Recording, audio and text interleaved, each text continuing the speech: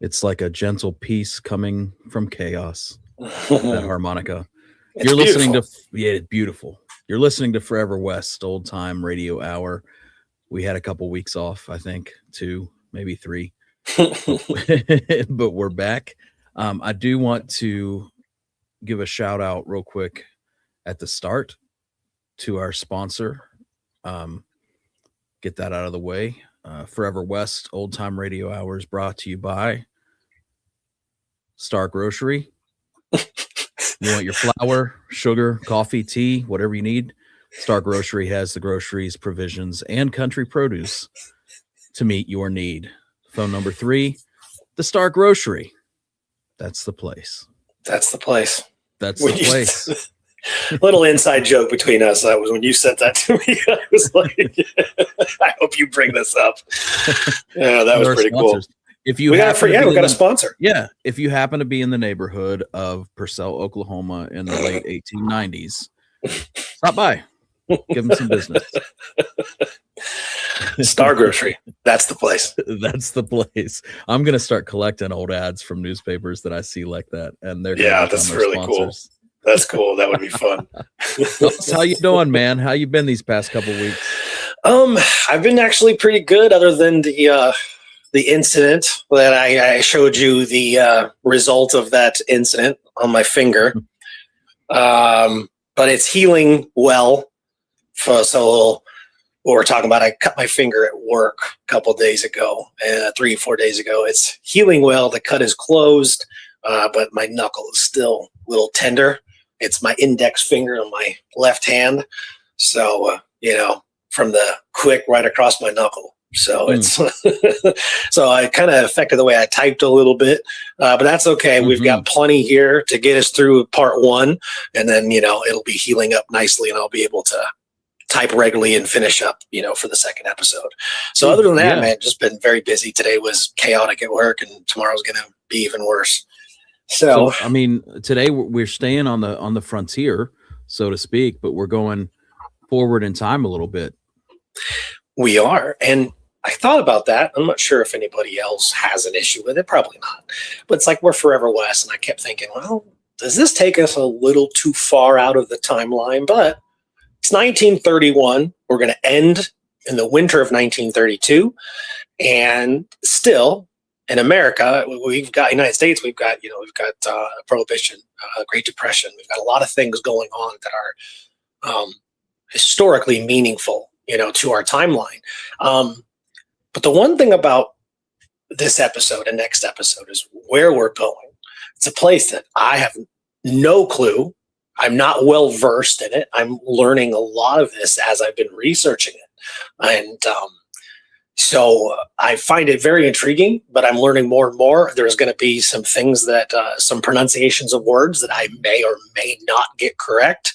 And hopefully anybody who's listening might know those words and be like, oh yeah, you're saying it right, because I'm really unsure. So yeah, we are going to go 1931, and we are going to head to a place called Fort McPherson. It was an important trading post in the Northwest Territories, and it is all the way up there close to the border between Alaska and Canada, and it's just west of the Arctic Circle. And it was from what I understand, during this time, it was a very important trading post. It was a Hudson's Bay trading post, and they had a big store there that was called the Northern Traders. And it was also the key focal point for the natives of that area. And hopefully I can get this name correct. It is the Gwich'in community. It is GWICH''IN. Now, that is who really is, the trappers, the traders, everyone of that. A lot of them are, the indigenous tribes. That tribe, specifically in that area. And the more and more I was learning about this, about them, they got 10,000 years in the region. During this time, in the 30s, they are 6,000 strong. 15 communities across Alaska, the Yukon, all of Northwest Territories. They survived for thousands of years, hunting and living off the caribou. And I also learned that as of 2020, was as close as I could get, the language spoken by the Gwich'in, it is a Alabaskan indigenous tribe. Their language is apparently considered endangered at this point. There's actually less than 3,000 people in all of Alaska in the Yukon who speak it. So, a little bit, kind of background of where we're going. So that was big for the Gwich'in community. It was also the central focus point for the RCMP operations. So the Royal Canadian Mounted Police. Okay.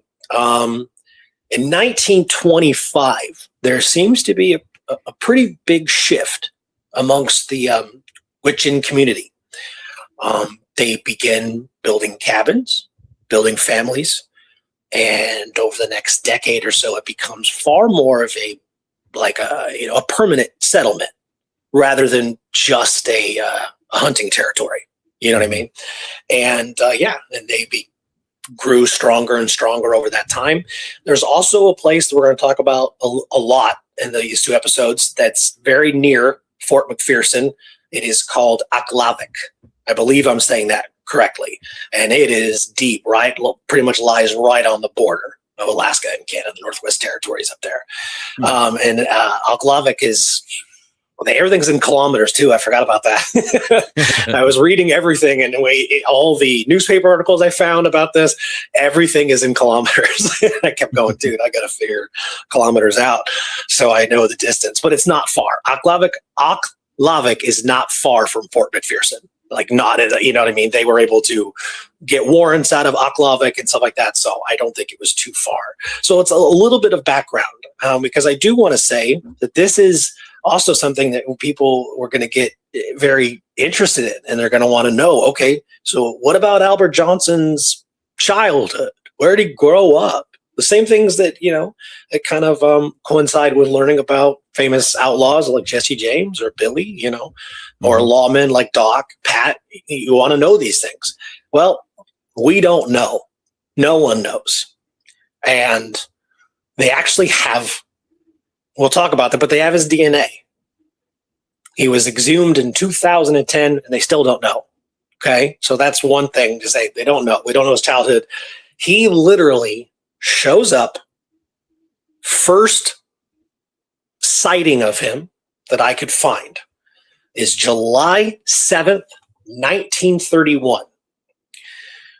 Two trappers, indigenous trappers, two brothers named Will and Edward Snowshoes. They are on the Peel River, which I learned is just west of Fort McPherson, a few miles west of Fort McPherson. Now, a lot of this information, other than newspaper articles, he was covered in the States as well. I got a lot of articles out of Edmonton, and the Royal Canadian Mounted Police and their archives and museum. You go to their website and they have a full timeline of this with insane amount of photos. Insane amount of photos. It's one of the most unbelievably documented pursuits of an outlaw I've ever seen. It's nuts. Hey guys, I'm hoping that everyone will enjoy the photos and stuff that we'll see because, it's crazy. So 1931, July 7th, the Snowshoe brothers encounter him. Now, according to the one article where I found where these two brothers are mentioned about encountering him, now they apparently would later tell the RCMP that they mistook him for a man named Albert Johnson. And we'll cover that a little bit more here at the end of this episode, near the end, that Albert Johnson was a trapper. He was a known trapper, a fisherman who had been in the Aklavik area, Fort McPherson, and had traded in the Northern Trader Store. They knew him. They reportedly would later tell the RCMPs when they had first encountered him, they mistook him for a man named Albert Johnson. And that's exactly how it's written on the website. That's exactly how they said it. They mistook him for Albert Johnson. Therefore, that's the name that he's known by this entire time. So, is that actually his name? Most likely not. We don't even know if he ever used the name Albert Johnson for himself. Well, maybe not. Again, everything is really well documented, so I'm going to assume that this is what it is. Okay. So July 9th, 2 days later, a man calling himself Albert Johnson wandered into Fort McPherson to purchase supplies from the Northern Trader Store, where he is encountered by Constable Edgar Newt Millen. And Constable Millen thought he looked awfully suspicious. Didn't recognize him, knew he wasn't from the area, wasn't from the territory. He also did not have a trapper's license. So Edgar Millen, he does speak to him. And this is documented. He asks him, who he is, where he's from. And the so-called Albert Johnson doesn't answer any of these questions. Just flat out refuses to answer them. Okay. So, yeah, there is Newt Millen right there. We got a couple photos of Edgar Millen. He will come up again later. So he encounters him the first time, July 9th. Okay. He's going to encounter Johnson again on July 21st. Edgar Millen sees him again at Fort McPherson. This time, the questions are a little bit more direct. He's still, from what I understand, he does call himself, says his name is Albert Johnson. He does say his name is Albert Johnson, does not answer where he's from, does not answer what he's doing there, does he have a family? Nothing. He doesn't answer his questions. He says his name is Albert Johnson. And there's a few more accounts of him being in the trader store July 21st, calling himself Albert Johnson. But a little bit of fun speculation. Did the Snowshoe Brothers mistake him for Albert Johnson? This guy that they knew, which we will actually see a photo of him later on. And then he goes, well, hell, they think I'm a guy named Albert Johnson. Why don't I just use that name? But it also sounds kind of silly because the other Albert Johnson was obviously a known trader and trapper in the territory. Yeah. People knew who he was, right? So I don't know if that is what happened or if this guy legitimately just had the name Albert Johnson or if that was the alias he was going by. I mean, it's really a common name too. There's so many Albert Johnsons. It's insane. Remember the principle I always go back to. If you're looking for a John Swain, you're going to find 18 of them in a little bit of so you're looking for one trapper in isolated Canadian frontier, population of 2. You're going to find 2 Albert Johnsons. You're still not going to know if you have the right one. Right. Yeah, there's nothing in any kind of documentation, no birth records, nothing, no census reports, nothing. It's just this encounter, and he's apparently, like I said, he's called Albert Johnson. The Snowshoe Brothers say, I don't know if they actually say we mistook him for Albert Johnson, like they knew that right off the bat, or did that not get realized until much later? I'm not sure, but that is their encounter with him. Okay, so July 9th, the 21st encounter. Okay.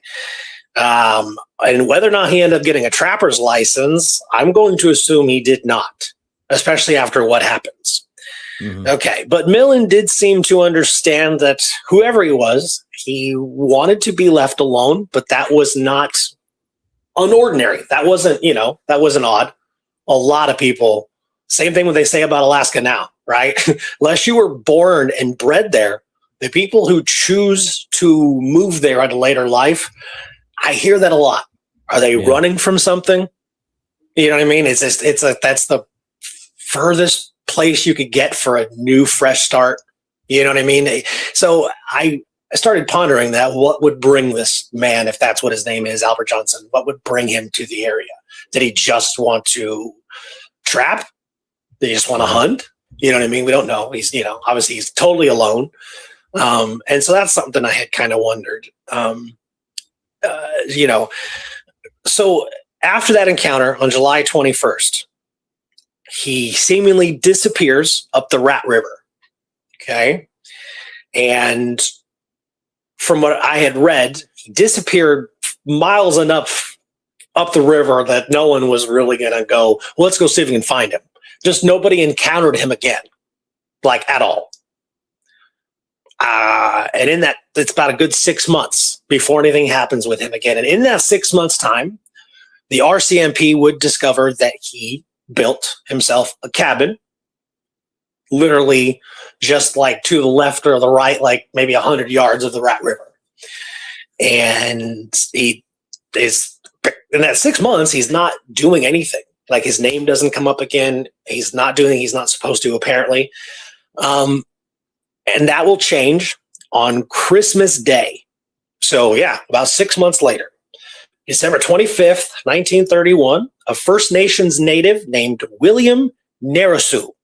He walks into the RCMP post, and reported that a man named Albert Johnson had been tampering with his trap lines.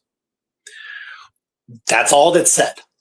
I went far enough to find out who this man was, what his name was, who reported the incident. A couple of articles said that it was just a native, just reported that Albert Johnson was tampering with his trap lines. But I wanted to find his name. That's as far as I went with that. The very next day, 26th, Special Constables Alfred King and Joe Bernard of the RCMP, they arrive at Johnson's cabin up the Rat River. He does not respond to their questions. He does not answer the door at all. Whether he was there or not, who knows? But their impression was, okay, he's not coming to the door. He's not even answering. They leave. Okay. So Constable King, Alfred King, will drive. What was it they used? The snow sleds, right? That's what I read a lot about this, is all the natives are on the snow sleds. They've got the dog teams, and that's how they're getting around up in this area. And so he's going to go 128 kilometers to Aklavik. He obtains his arrest warrant. So Alfred King and Joe Bernard return to the cabin on December 31st. They are joined by Constables R.D. McDowell and a special constable, if I can say this right, Lazarus Sitachinley. Special Constable Lazarus Sitachinley. Okay. Just for the for the YouTube viewers, it's Constable King that is pictured. There is, yeah. That is Constable Alfred King. Okay. So he's got a few more people with him now.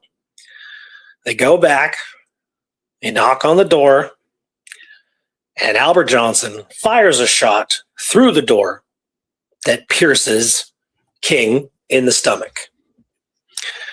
The rest of the constables, they exchange gunfire for a bit, but of course they're trying to drag King's body away from the cabin, get him clear, which they do, and King would actually live.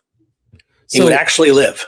Just to be clear, Doss, there's been no conversation between Johnson and the constables outside. I mean, usually there's a, hey, don't come in, I need a warrant, or, I'm not coming out. Like, there's nothing. There's just a knock and a gunfire. Yeah, since he lived, they have Alfred King's account. They have Joe Bernard's account. I was able to locate both of those, and they said that they were outside his cabin door less than a minute, and he fired.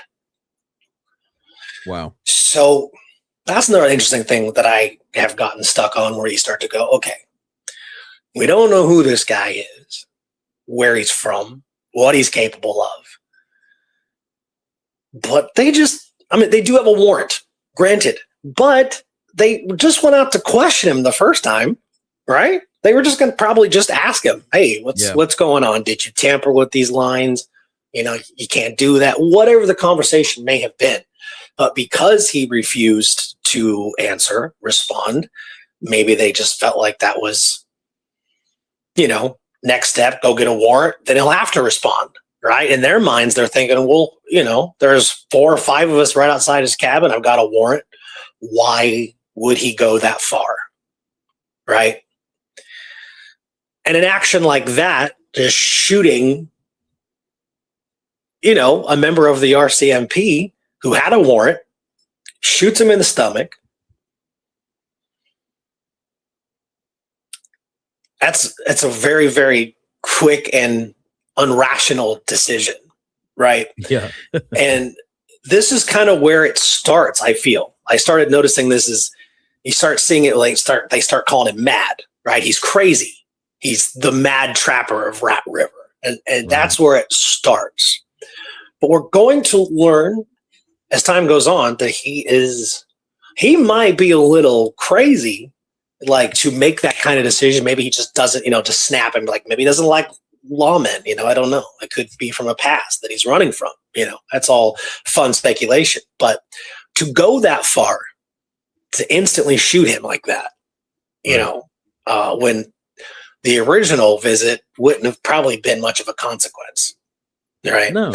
That's interesting. It is interesting for him to make that kind of quick and just violent choice, and not knowing. I guess another thing for the RCMPs that were with him, the other constables, they are completely blind to not. They don't know what he has weapon wise on the other side of that door. That's another thing. You know what I mean? Because when I read that, I'm like, okay, so they opened fire on the cabin, they killed him, right? Because he just shot Alfred King. They exchanged gunfire, but he was exchanging most of the gunfire. So they had to, flee. I think the shots that they probably fired were probably just for cover, you know what I mean? And, try to drag King's body away from the cabin door. Yeah. So yeah, pretty intense situation. Okay. Okay. So he does, but yeah, he does live. King does live. They put him on a dog sled, got him back to the hospital in Aklavik. Okay. So that's like the end of round 2. Right. Like round 1 was just kind of like, short round, no real greeting, no engagement. It also makes right. And Millen's very first comment, well, he looked awfully suspicious. Yeah. And I kind of curious. I wish there was more detail. And the awfully suspicious is in like quotation marks, like, it came out of his report. I'm not sure. But there's so many of these accounts of people that talk about this, the posse members, the native trackers that help. They have accounts of all these people that talk about it. There's books, lots of books on this. And nobody describes him. Nobody describes him.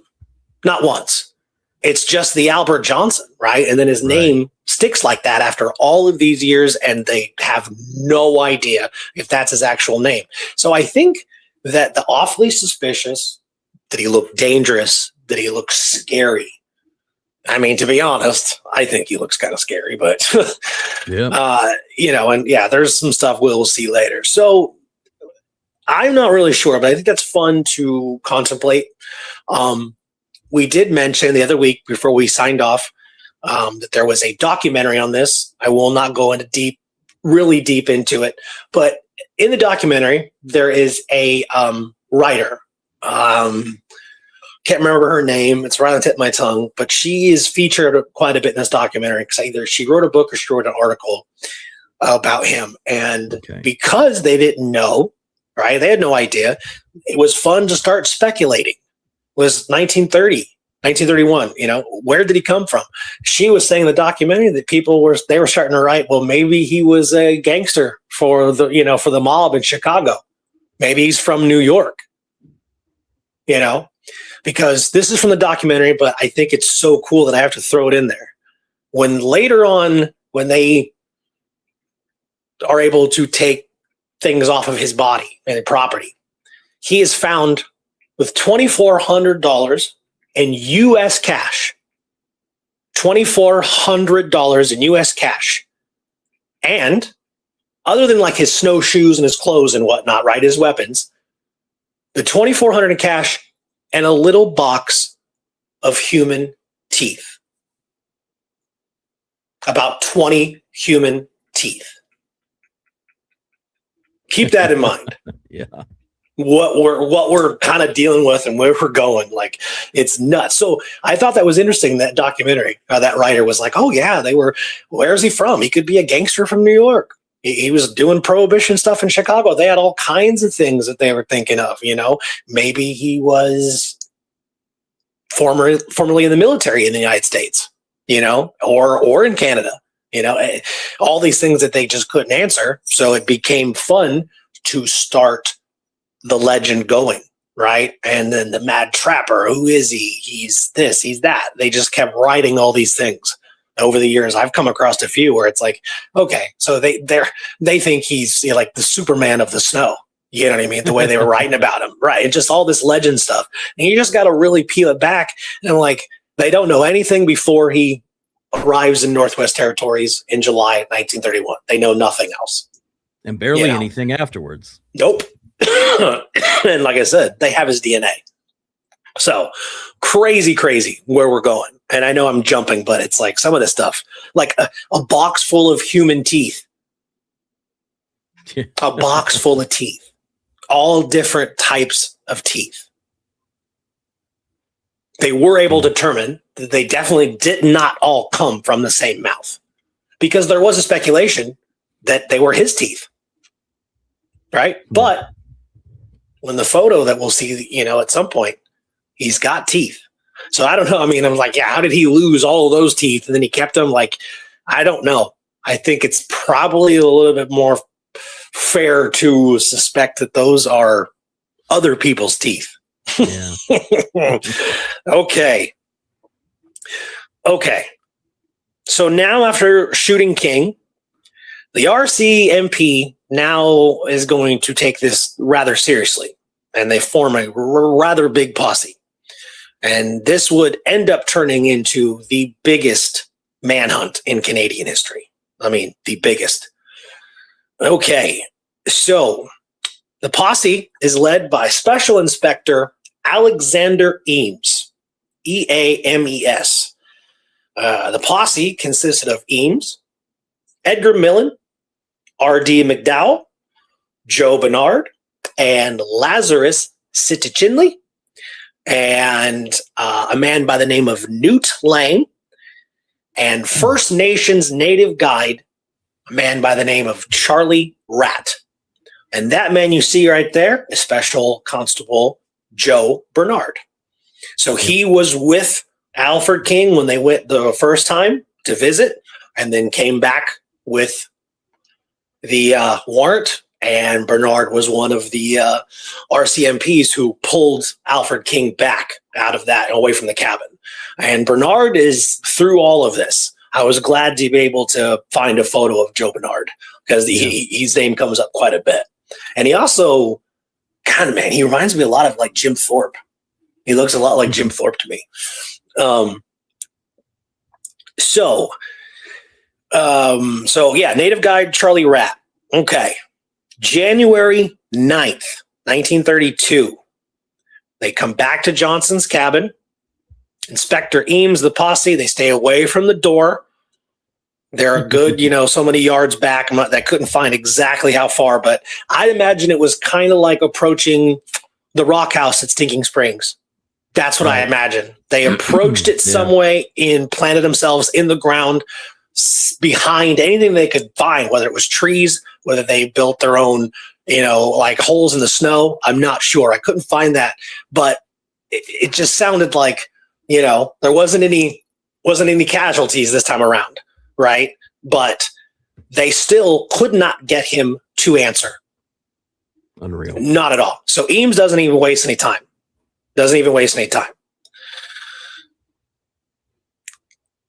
they just start opening fire probably within a couple of minutes. He's not coming out. They don't mess around. Eames orders everyone to fire.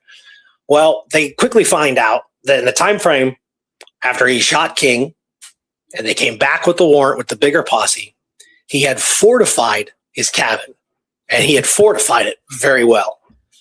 He had built some gun portholes, right? And we're also talking about, going into the evening and you're surrounded by trees. I mean, it's dark.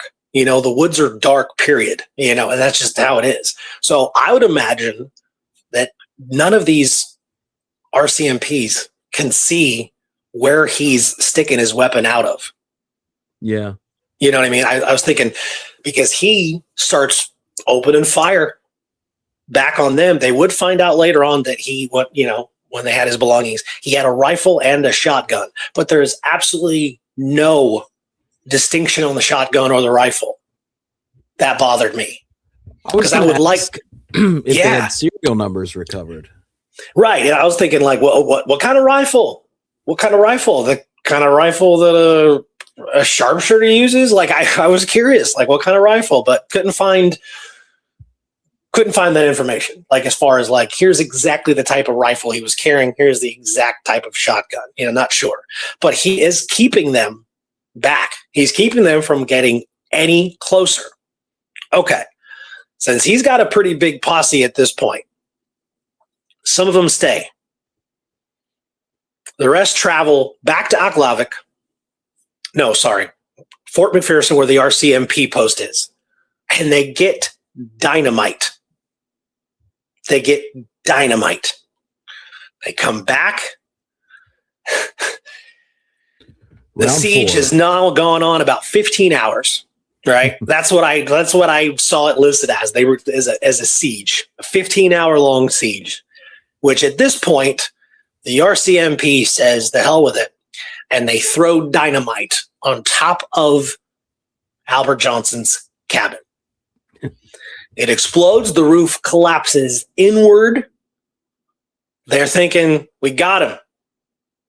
He's dead.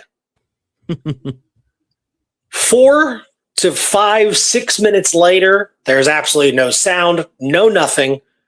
And then all of a sudden, rifle shots start panning out from the other side of the cabin. And so he survives somehow. They don't know how well he was really fortified in there, but he really was. The explosion did not seem to harm him.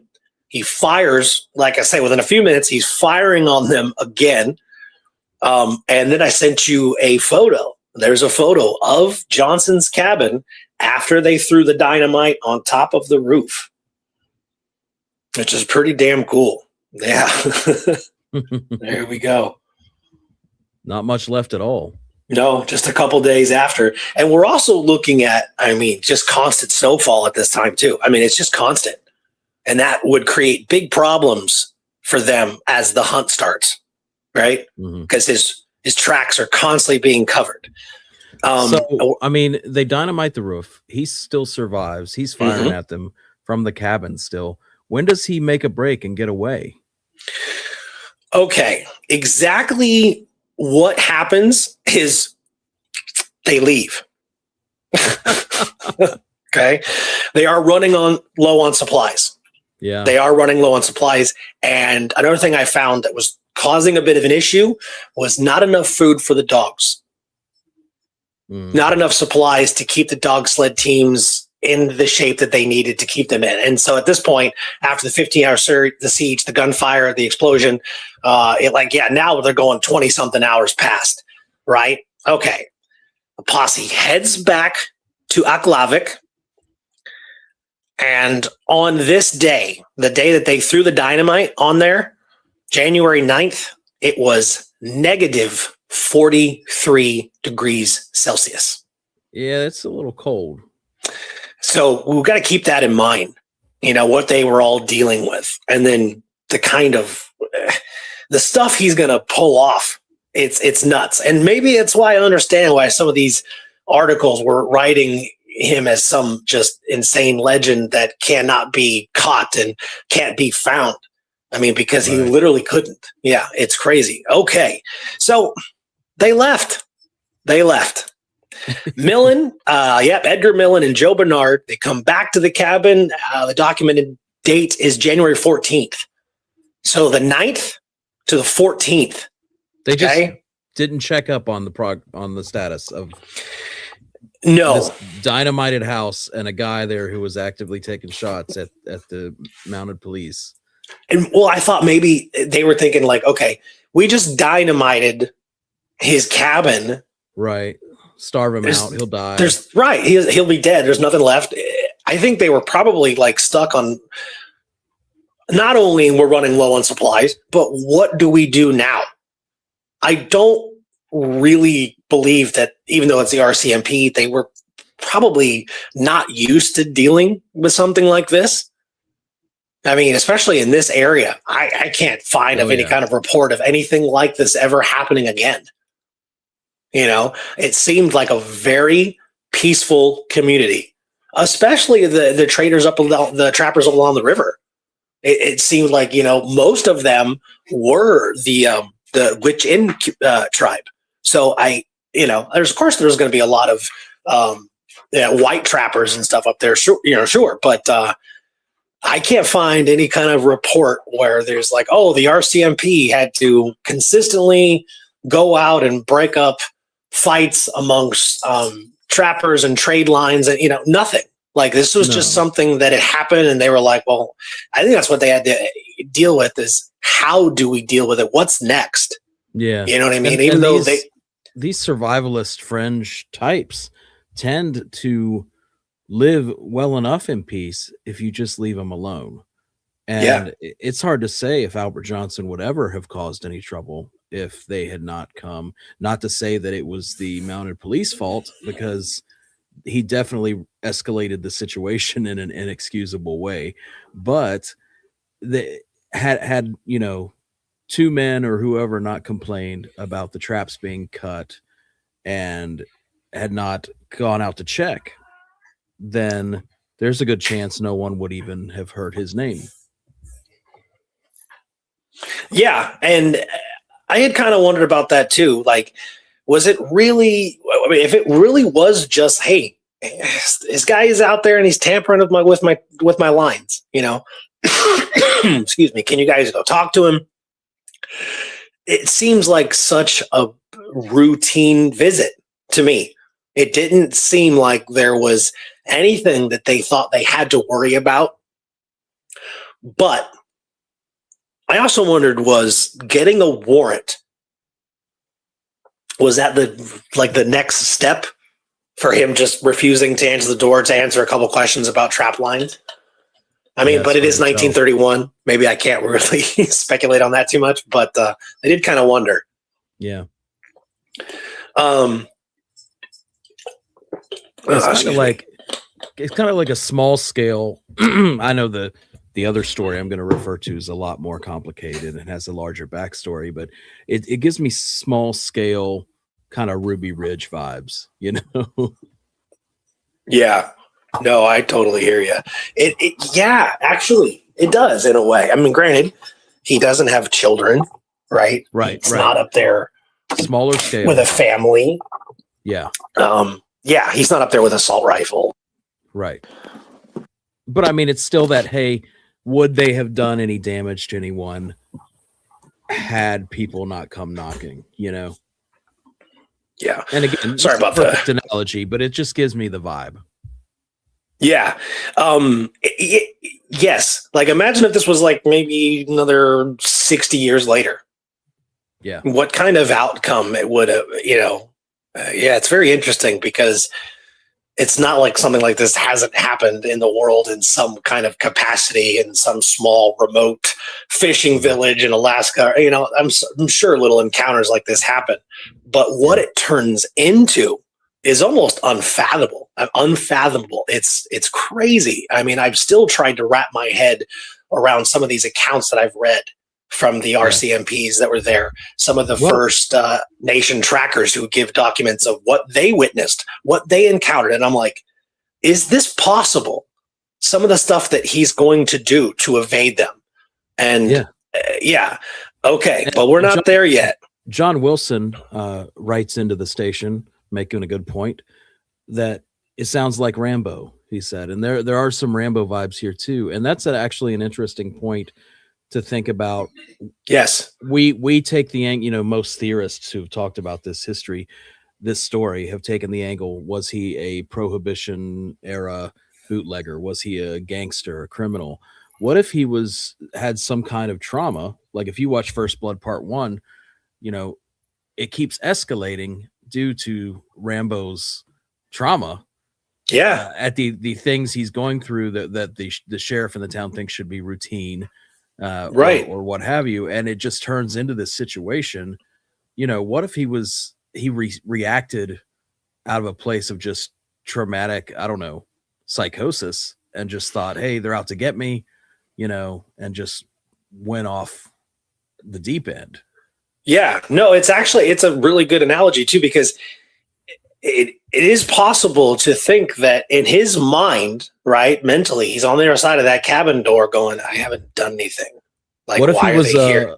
Leave me alone. War I vet, Yeah, there's a lot there. Yeah, in the document they do mention that, and a lot of the thinking goes that direction. But mentioning the idea of him possibly working for the mob in the United States was also very interesting too, because why not? Right? Why not? Yeah. Why not? And then, like in First Blood 2, like maybe the mounted police captured him and tortured him, and then he escapes and he grabs that radio and he says, Murdoch, I'm right. And then once it's a Murdoch, and he just starts shooting up the whole radio station and everything, and then he saves all the Vietnam vets. That might have happened here.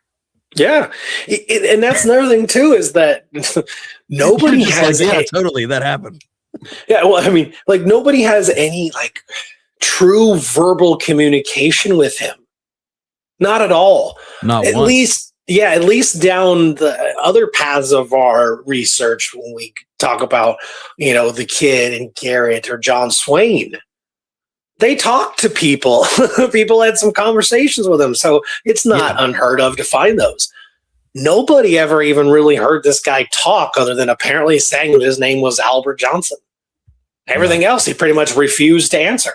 So that's why I was kind of thinking with the Snowshoe Brothers at the beginning, back in July of 1931, when they first encountered him, it says they mistakenly called him Albert Johnson when they encountered him on the Peel River.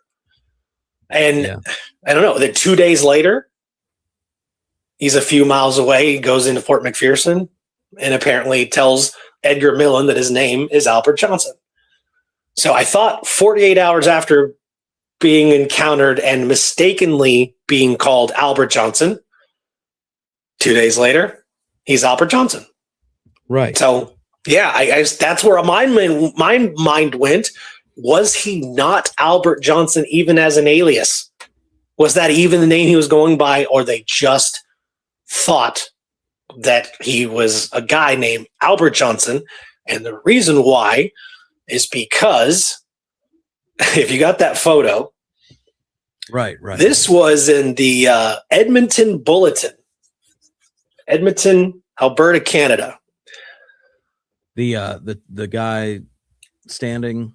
Yeah, hopefully I cropped it enough to have the thing on the bottom. It says his name. Yes. Yeah. So this is the Albert Johnson that was known for trapping, fishing in that area, been in Fort McPherson.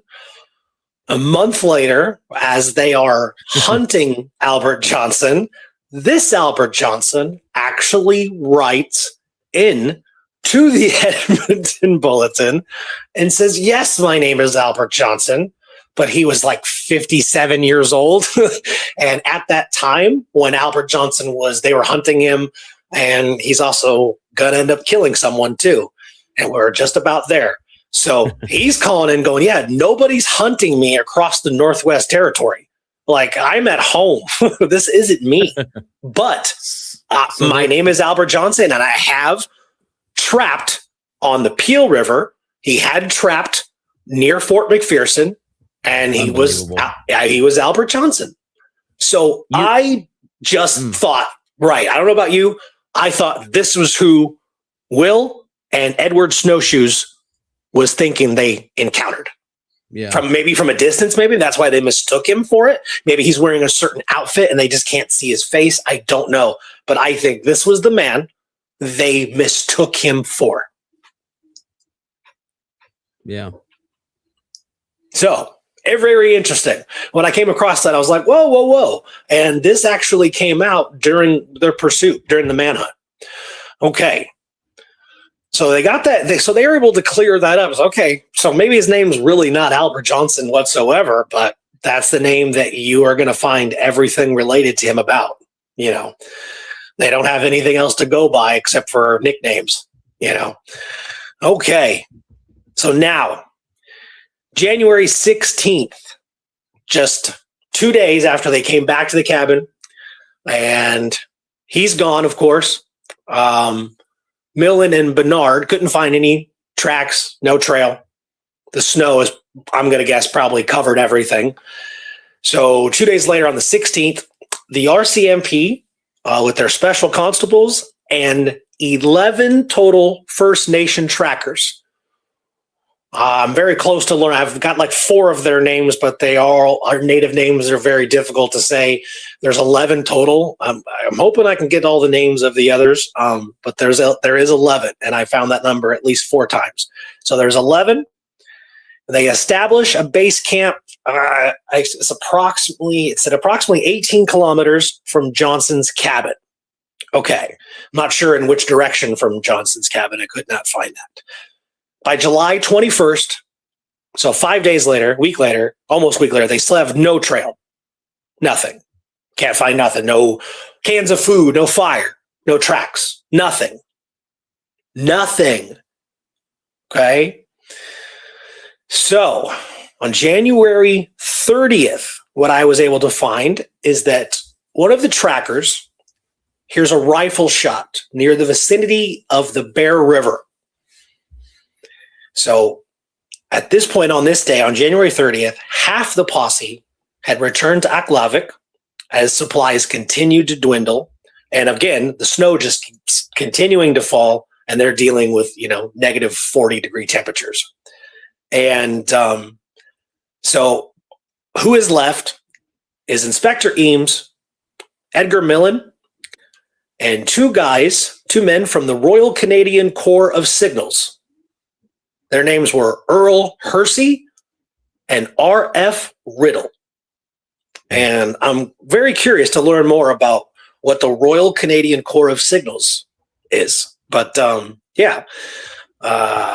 normally I would try to figure that out, but I was just like, man, this story just keeps going so fast. Like, I just wanted to keep going. Okay, so they're a part of this little short posse that go towards the location of where the tracker heard the gunshot near the Bear River.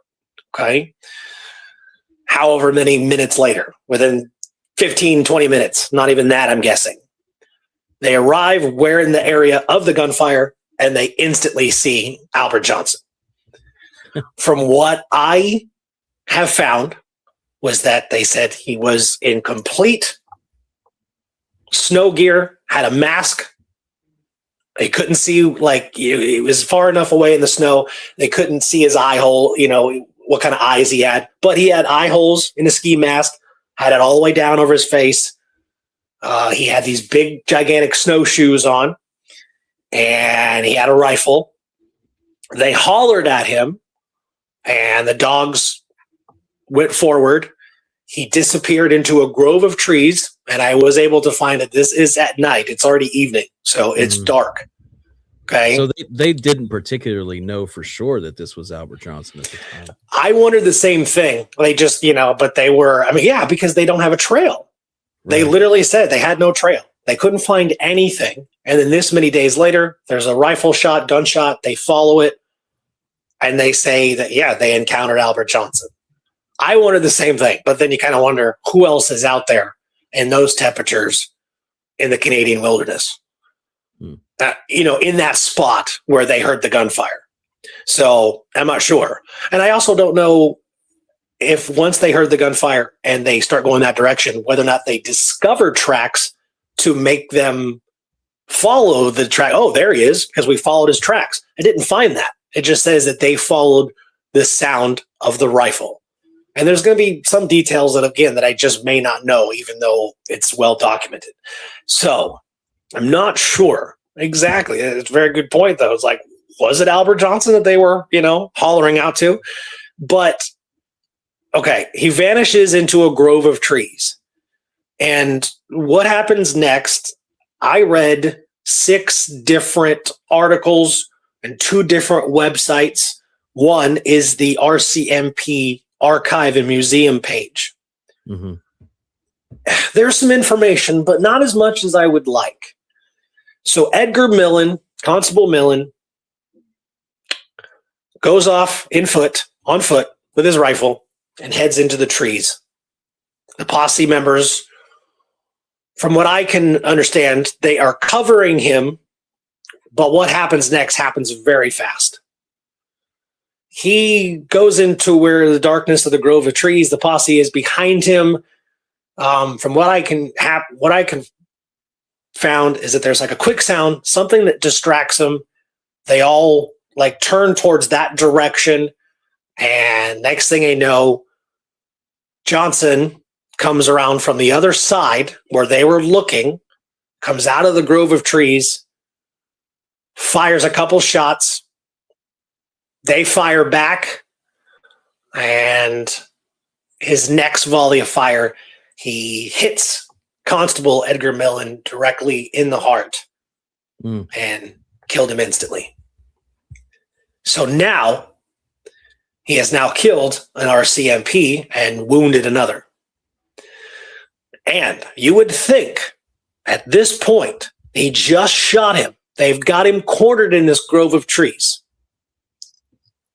They don't get him. They fire more into the grove of trees. And at this point, I read, do they even know if they're actually shooting at him? Is he even in that direction? Because everything that I could find on this particular night, it's dark. It's already dark when they go into that grove of trees. So Millen gets shot in the heart. They start firing into the trees. And I'm reading okay, so they're going to pull him out of that area, right? They're going to find him, or they're just going to kill him. At this point, they'll just shoot him. No, he actually escapes out of that grove of trees. And according to the accounts of all of those present in that moment after he killed Millen, so the guys I named, Eames, Hersey, Riddle, they were there, and the trackers. So was King the one who was shot in the stomach in the beginning? Okay. Yeah, and Alfred King. Okay. Yeah. So, but Millen was part of the original party, right? Yes. Yeah. Millen was with Joe Bernard and Alfred King when the first couple times it went, right, and was there when Alfred King was shot. So Millen has been, Millen's been there, and Millen was the first one who encountered him back in Fort McPherson in July. Man, it's like a date with destiny. This guy that wouldn't answer his questions directly or at all, gives him a vague name and ends up shooting him 6 months later. Yeah. Okay. So on all accounts, what happens next is something that at first I had a tough time believing, but all accounts say this, and they say that they physically saw it from a distance. They saw it. And I'm guessing that, they've got binoculars. They've got something that would allow them to know this for a fact. Okay. So behind where this grove of trees, there's wilderness. Eventually, about half a mile out, he's going to reach the Richardson Mountains. And when I read about the Richardson Mountains, I mean, it's no joke, especially in this weather, in this terrain. Okay. According to all accounts of those that I just mentioned, Albert Johnson, the mad trapper, climbs a vertical rock cliff and disappears into the Richardson Mountains. Did he keep his snowshoes? Yes. And he kept his snowshoes because they have his snowshoes at the RCMP Museum. Right. Mm-hmm. So he climbs a vertical rock cliff and then disappears on the other side of the mountain. And that is where we'll stop today. That's what I have. Yeah. Next week, we will finish it up. There's not going to be much. Well, I mean, we'll go into it because we're going to talk about the documentary. But after this point, after the rock cliff, the manhunt for Albert Johnson, the Mad Trapper of Rat River, will take 48 days, and they will cover over 260 kilometers of area. Unreal. I mean, trying to track him. It's basically First Blood. It kind of is. I started thinking about it more and more. Now I'm like, man, I should just go watch this when we're done. Like I need to watch it because it's that feel, right? And because it's a real kind of mountainous town that he ends up in. There's not really much around. There's just woods. There's not much to the town, I have been wondering more and more because the articles that I had come across, especially after he escapes, and then in that 48 days that they are hunting him, dude, there are so many other trappers in the area. There's hunters in the area. What had essentially happened is they had a tough time separating his tracks. Yeah. And I did a little post last week to introduce us. We were going to go into episode 1 last week before the reschedule. Right. And when they could not track him after so many days, the RCMP requests the assistance of Wap May. Yeah. And Wap May is a badass. And we're going to talk about Wap May and how he uses his, he's got a plane called a Belanca. God, it's in the other research. We'll talk about it next week. I've got it in the other episode. Yeah. So he's got his own plane and he ends up tracking Johnson from the sky. And Wap May, who was a war pilot and a very successful one, tracks Johnson, is able to track him from the sky. And next week, man, some of the photos that we're going to see are really, I'm hoping that everyone comes back so we can share these photos. We will see what this man, the supposed Albert Johnson Mad Trapper, what he looked like after his death. There are photos, and I think there's a lot of relevant talk for many of our listeners, if not all, are really big Billy the Kid aficionados. I think there's a lot of relevant talk about DNA because this guy was dug up fairly recently. Yeah, so, 2010. Yeah, so that's quite some time from when he was killed and buried. So, we have a lot to talk about the testing they've done, the way they've tried to link it to possible claimants, and really why, how is that similar to the Billy the Kid controversy around digging him up, and how is it different? And how important are those differences?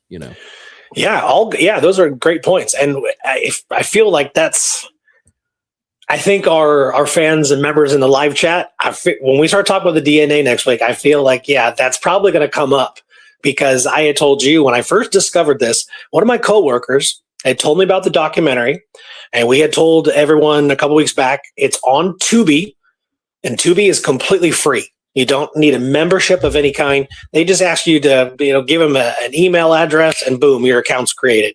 And my coworker, Tom, said, you got to watch this documentary. He goes, Tubi's great. I've watched all the documentaries they have to offer. It's called Arctic Manhunt, The Search for the Mad Trapper. Now, the documentary itself is literally all about the exhumation. How they do it. They literally show you absolutely everything. And the first thing I thought was everything that all of us have ever wanted to happen with the kid. Yeah. Real DNA. For people who might still believe what they have is DNA. No, they don't. We won't get into that, but trust me, they don't have his DNA. They never did. Okay. And we know that for an absolute 100% scientific fact. They do not have his DNA. Because they don't have Catherine's DNA. And for people who know the difference and why that matters, I applaud you because you are in the know. So for all of us, though, that have wanted this with the kid, wanted this for, there's been a couple other exhumations of outlaws in the past. You know, there's a lot of things that are very similar. And I began noticing that after I watched the documentary because I'm like, dude, like this is what we all have wanted to see when it comes to Billy. And that was one of the first things I thought of.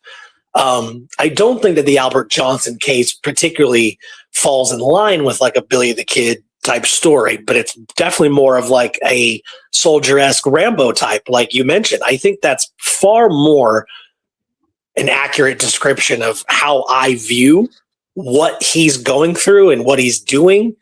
You kind of wonder too, like when he shoots Edgar Millen, was it just like, hey, I see you, you're in, you know, they're not just in bare RCMP outfits. They're, you know, bundled up in protective snow. So it's like, I don't think he's really trying to say, well, I'm trying to shoot a constable or I'm trying to shoot a member of the RCMP or whatever, or I wasn't trying. I don't know.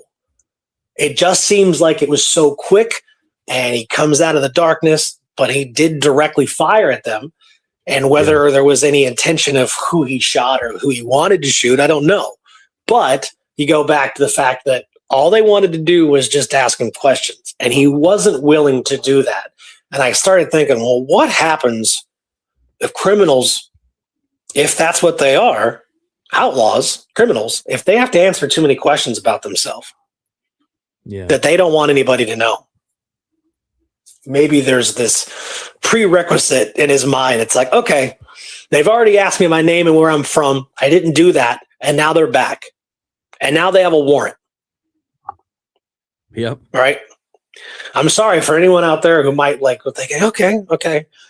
The kid, you know, what would he do in the situation? To be honest, I think he would have fired to the door too. May have.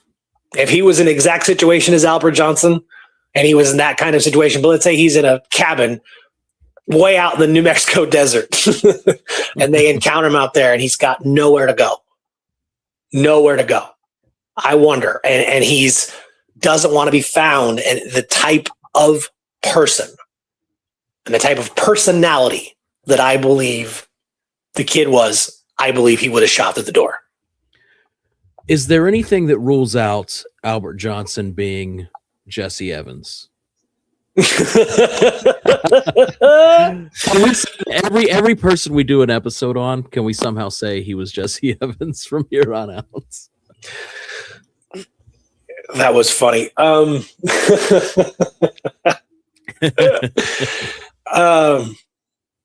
You know, I would actually not be surprised if somewhere out there someone researched this guy over the last 75, 80 years, whatever, and was like, I wonder, did he ever go to New Mexico? Right. Was this Billy? Was this Billy ended up in 1931 in the Canadian wilderness near the Arctic Circle and messing with people's trap lines, you know? Yeah. He took out his teeth. He took out his big teeth. Was there buck teeth in there? That's right. But yeah, that part I mentioned, that's in the documentary. You don't get to find a whole lot of that with the research that I was doing, even the accounts and whatever else. I don't know why, but that doesn't come until the documentary. And that was very like, whoa, that was very eye-opening. But none of the research that I came across that talks about, you know, and we'll get there, but when his life is ended, there's that moment in the documentary. I'm like, okay, I've learned about all this. I know the chase. I know the manhunt. I know what happened. I want to know why they're there. I want to know why this happened, the exhumation, what they're looking for. And the documentary, for only being 47 minutes long, it's probably one of the best documentaries I've ever seen, because There's no weird angles. There's no people standing in your way. When they hit his coffin, it is just like this wide open view. And I mean, everything. They show you the remains. He's got a tuft of hair. Awesome. It's everything we've ever wanted to know about Billy and to find out. But look, this is a good example. Like they did this 75 something years after. So 2010, they do this tuft of hair still intact. He's got a couple teeth still, the jaw bone, everything's there. The jaw, everything's there. And they still, with his DNA profile, no idea who he is. Right. So, again, that's some stuff we'll talk about next week. But I'm excited because this is a very interesting story, but it's also very straightforward. The speculation here is who he really was. But I guess that is the biggest point of speculation. Is who he was. Why does he end up in this very, very distinct part of this Northwest Territory? Why does he end up there? And again, we talked about, I've known people that are from Alaska, born there, and now live literally here in Washington. Yeah. And any of them will tell you, and they have family that still live there. That is almost a given statement that everyone agrees with. If you're not born here, but you're like 30 something, 40 something, and you decide, you came here. You came here purposely. And then the ones, it's not like, okay, well, they moved to Anchorage. Now there's the ones that, go out and, and build a cabin out somewhere remotely where it takes a little Cessna plane to get to. Maybe don't bother them. Yeah. But then again, no matter what I was able to find about him supposedly tampering those trap lines of the native guy, William Nairsu, it doesn't say anything other than Nairsu coming and going, hey, this guy named Albert Johnson's been, tampering with my lines. Can you guys go out and talk to him? Whatever. Nothing about violence. Nothing about a physical encounter. Nothing about, hey, Albert Johnson's messing with my lines. When I told him to stop, he called me a prick. Right. I mean, there's nothing. It just he's tampered with my lines, which I'm sure happens often. So it may not even have been Albert Johnson either. Exactly. That is the point. And since I am convinced by the timing of that, I'm convinced that the two native brothers at the beginning, the Snowshoe brothers, definitely mistook him for that Albert Johnson, who was known for hunting and trapping in the area. That is my belief, because 2 days later, according to the RCMP's timeline, is when Millen encounters him at the Northern Trader Store, and he calls himself Albert Johnson. So the one thing he's willing to answer, barely, is that his name is supposedly Albert Johnson. Again, you kind of make those two dates correlate. It's 2 days later, and then from that point forward, he's only known as Albert Johnson. So, but was that his name? No. I don't believe at all that that's his name. So it's like you have all this information about what happened in the events, the documentation. There's photos that we're going to see that are crazy. Like I said, everything. Everyone wants a death photo of Billy. Everyone would probably love, what if there was a photo that was taken literally 10 minutes before he walked towards Pete Maxwell's house? That'd be amazing. Well, guess what? In the case of Albert Johnson, the Mad Trapper of Rat River, they have death photos. And not only that, we will see a photo from Wap May's plane, taken from his plane in the air above the ice moments before Albert Johnson is gunned down. Man, yeah. Moments. Now, I showed it to you. You have to zoom in. And the source is the RCMP Museum and Archives, and the caption of their photo in the archive, it literally says, moments before Albert Johnson is shot by RCMPs on the whatever river that he's killed on, and it says The RCMPs are off to the right in the tree line. And then parentheses, it says the black speck on the ice is Albert Johnson. So he's literally fleeing from them as they're firing at him, and he's going across, an iced up river, and he's got a lot of ground to cover, and he ends up dying on the ice. And there is a photo of him moments before that happens. Now, you can't see him. You can't see his face like that, but you will get to see his face because the RCMP, not only do they take photos of him, they hang him up by his feet. Yeah. It's pretty crazy, man. Nuts. It is nuts. So everyone, please return next Thursday, part 2. We will not do a part 3. We will sum it all up next week. And anyone who is interested, please watch the Tubi documentary, Arctic Manhunt, The Search for the Mad Trapper. Watch it. That's right. Familiar yourself. Any questions that anyone has, return next week, and hopefully we'll be able to answer them. Yeah. Thanks, everyone, for listening to the Forever West Old Time Radio Hour. Once again, we are brought to you by Star Grocery. Phone number 3. That's the place. That's the place. Ladies and gentlemen, have a good evening.